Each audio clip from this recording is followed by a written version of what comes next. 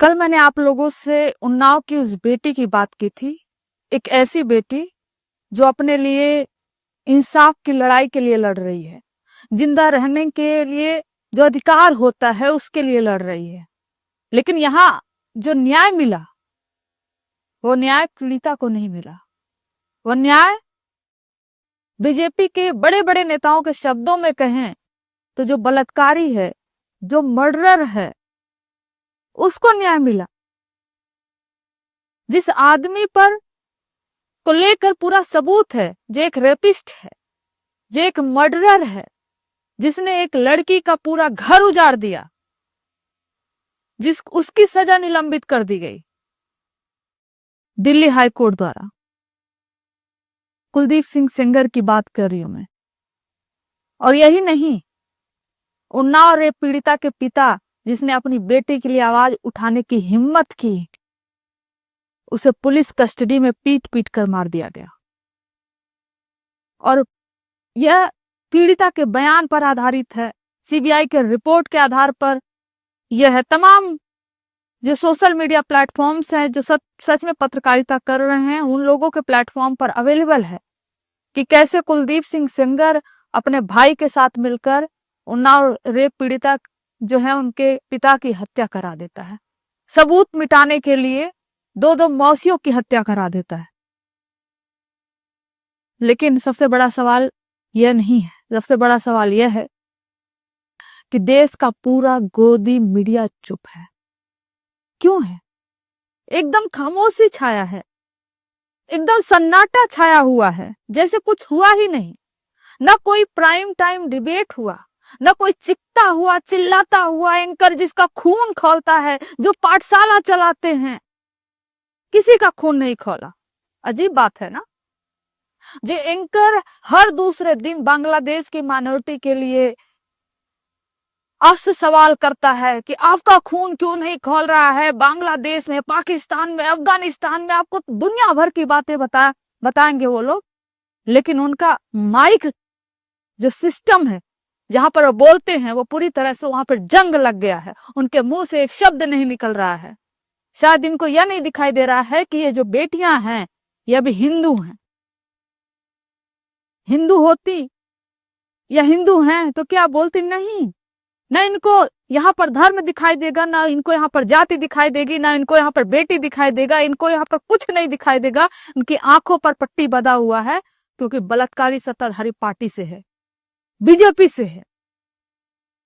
और यही इस देश का सबसे बड़ा सच है, नए भारत का। क्या सच है कि राष्ट्रीय जो नेशनल ह्यूमन राइट कमीशन होता है उसका एक मेंबर प्रियंक कानूनगो करके है, वो कहता है कि विपक्ष को, राहुल गांधी को इस पर राजनीति नहीं करनी चाहिए। अरे भाई, राजनीति कर कौन रहा है? लेकिन जो व्यक्ति जो बलात्कारी है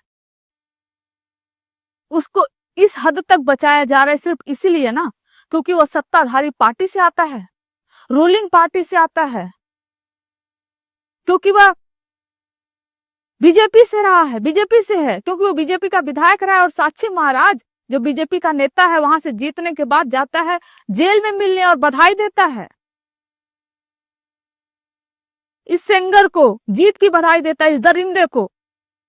और जब विपक्ष इस पर आवाज उठाता है तो ये लोग कहते हैं राजनीति मत करो। राजनीति कौन कर रहा है?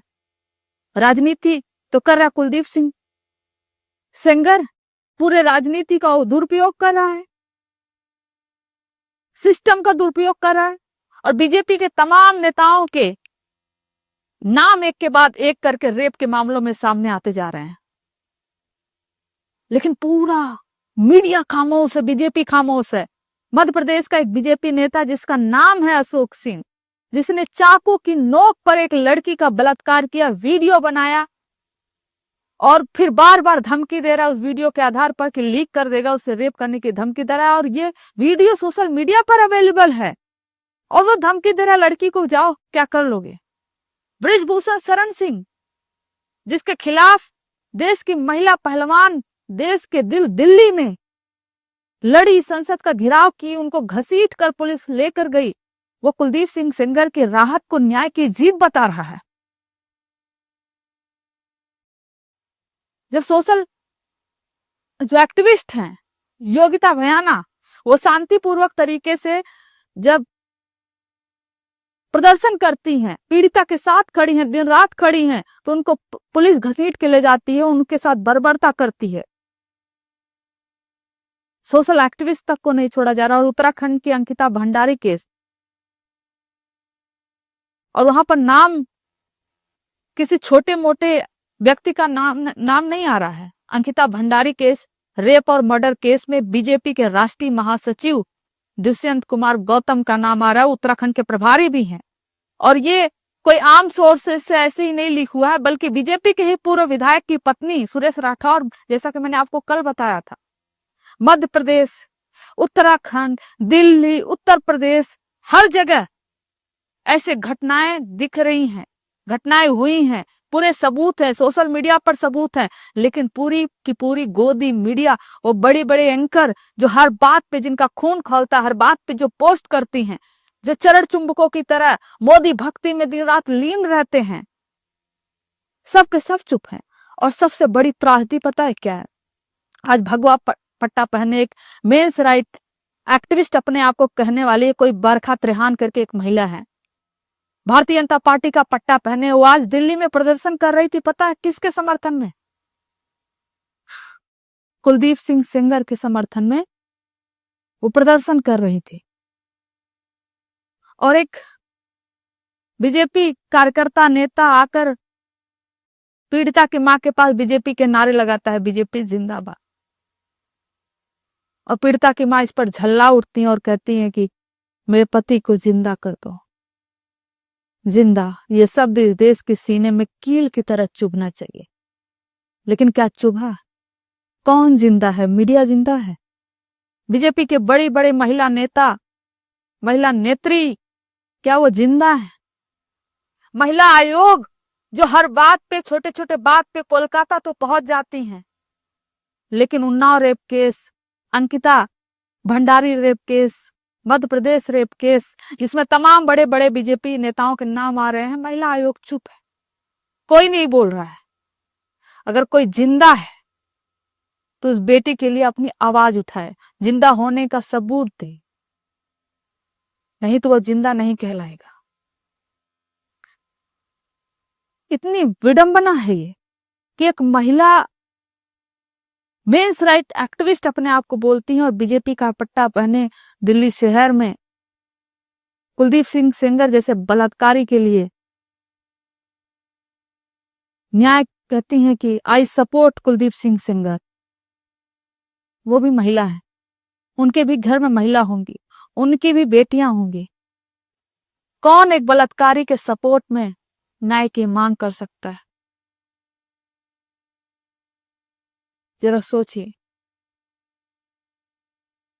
ये तमाम जो नाम आ रहे हैं, चाहे अंकिता भंडारी केस में, ऐसा क्यों है कि बीजेपी के इतने बड़े बड़े नेता, राष्ट्रीय महासचिव, एक प्रदेश का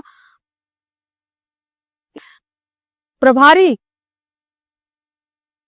लेकिन कहीं ना पुलिस एक्शन, ना बुलडोजर से किसी का घर जल रहा है, गिर रहा है, ना मीडिया चीख चीख कर कानून व्यवस्था पर सवाल उठा रही है।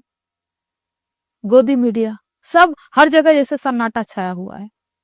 बीएचयू केस के बारे में कल आपसे बताया ही था कि आईटी बीएचयू की एक लड़की का रेप होता है, और वो जो 3 होते हैं वो बीजेपी के आईटी सेल के मेंबर पदाधिकारी होते हैं। इन लोगों की इतनी छूट क्यों? इन्हें कानून व्यवस्था से कोई डर नहीं है, इन्हें कोई डर नहीं है कि इन पर कोई कार्रवाई होगा। सबके घर में, इस देश में सबके घर में बेटियां हैं।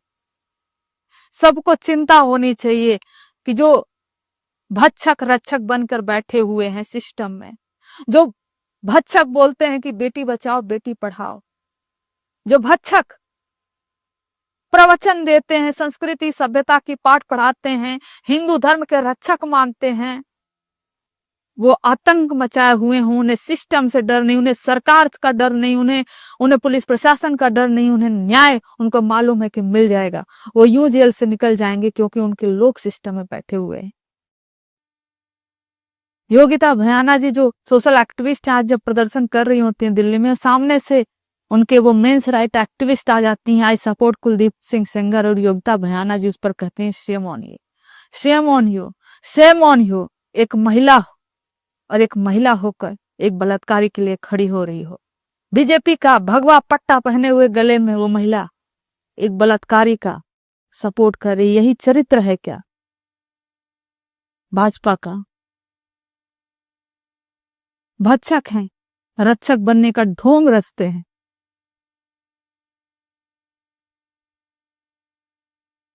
शुक्रिया।